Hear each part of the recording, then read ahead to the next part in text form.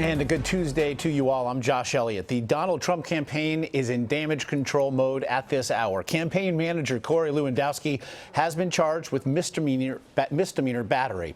The charges stem from the incident you see here highlighted, an incident on March 8th at a Trump event in Florida. Former Breitbart reporter Michelle Fields in the bottom of your screen there. If you look closely, you can see Lewandowski appearing to grab Fields with his left arm, grabbing her left forearm. This new video comes to us, in fact, from the Jupiter, Florida Police Department, just released today. CBS News senior political editor Steve Chaggaris joins us now. Steve, first of all, what do you make of the news? It's the video is sort of the surprising thing here. You know, we had been told for weeks that, at least from Mr. Lewandowski and from the campaign, that nothing happened here, that he never touched her, and the video clearly shows otherwise. Not surprised about the charge. The Jupiter Police Department has been saying they've been investigating this from the beginning. Michelle Fields, the reporter, had gone to the police after the incident, and so not surprised once this video showed up that there are charges here. Well, Washington Post reporter Ben Terrace, in fact, would write that he witnessed it, the alleged confrontation. And to your point, Lewandowski responded to Michelle Fields' tweet of March 10th, again 2 days following the alleged confrontation, and he said, and I quote, "You are totally delusional. I never touched you. As a matter of fact, I have never even met you." That is categorical denial upon categorical denial. It certainly seems now that the pictures tell a much different story. Yeah, I'm guessing they were banking on not seeing this surveillance video. All the pictures that had come out until that point were, not totally clear. I think a lot of people thought that he may have done this, but the pictures and the video that had come out before weren't as clear as this surveillance video. And so it would seem to me that Lewandowski was not really banking on surveillance video popping up here. It's been a part of the fundamental framework, it seems, of Donald Trump's campaign, the tough talk and the doubling down on said tough talk when pressed upon it. So what now do you see as the impact for Trump's campaign? Well, here's a couple things going on here. First of all, this is not Trump himself in trouble. This is his campaign manager. And I'm not sure people's votes are based on what staff is going to do here.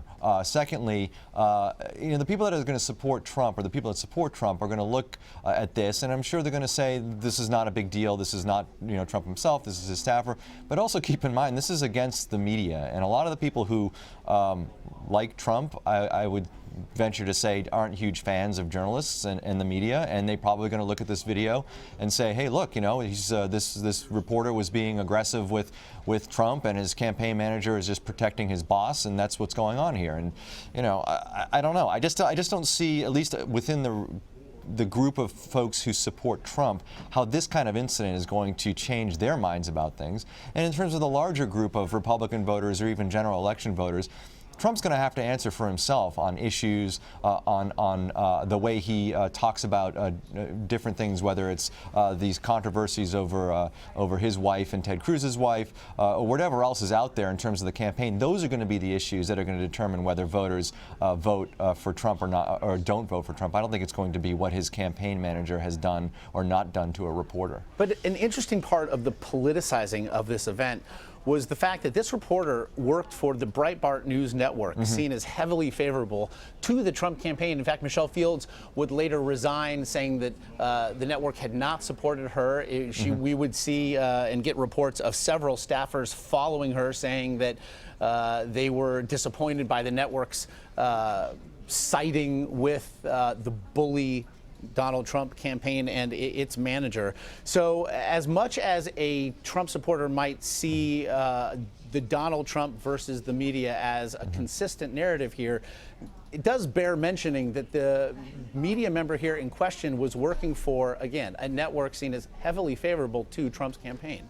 Well, and what's interesting is they basically were writing stories suggesting this never happened as well. And I wonder, at least in terms of audience, whether there's a credibility problem that Breitbart is going to have moving forward. And that's not for me to decide, but they're out there saying it never happened as well. She quit because of that kind of reaction from her bosses.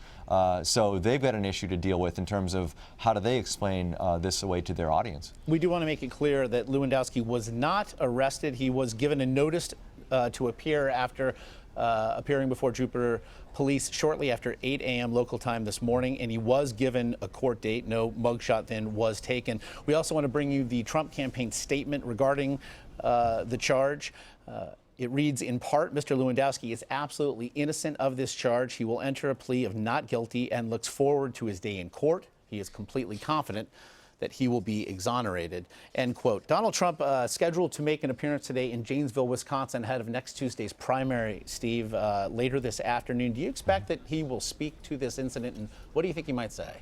Yeah, I don't know. It'd be interesting to see how he handles this. I think obviously if there's an opportunity for reporters to get to him, he'll be asked about it. But it just seems like it would be a strange thing to sort of bring up. The last time that there was some questions swirling around Corey Lewandowski, it was right before, I believe it was the Florida primary. It was one of the primaries, and Trump brought him up onto stage, had him standing next to him during his victory speech, and told the crowd, Corey's done a great job. Corey's my man, basically. And so it wasn't. It was sort of alluding to the trouble that Corey had gotten into, but not really outright talking about it. So it'll be interesting to see how Trump handles that today. I doubt it would come up in a rally situation just out of the blue. Might it be a pivot point, if nothing else? Again, Donald Trump now in a virtual dead heat with Ted Cruz there. Suggestions here this morning with many of our guests that perhaps Trump is looking to create a narrative that essentially cedes Wisconsin to Ted Cruz. This, of course, following Wisconsin Governor's Scott Walker's endorsement of Cruz today. Would this provide any sort of pivot point for Trump? Well, he's going to be spending a lot of time in Wisconsin. If he was seeding Wisconsin, I don't think he'd be spending the next several days leading up to the Wisconsin primary there. There's a couple other things I'd like to point, just to sort of take an against the grain view against this idea that maybe he's seeding this. First of all, the Walker endorsement, while it's a huge boost to Cruz, there's no question, and it's a huge problem for John Kasich, who really, I think, needed something like a Kasich, like a Scott Walker endorsement to sort of boost his campaign. Let's keep in mind that Walker, in the latest Marquette poll, is at 39% favorability in Wisconsin. This is an open primary. This isn't just among Republicans.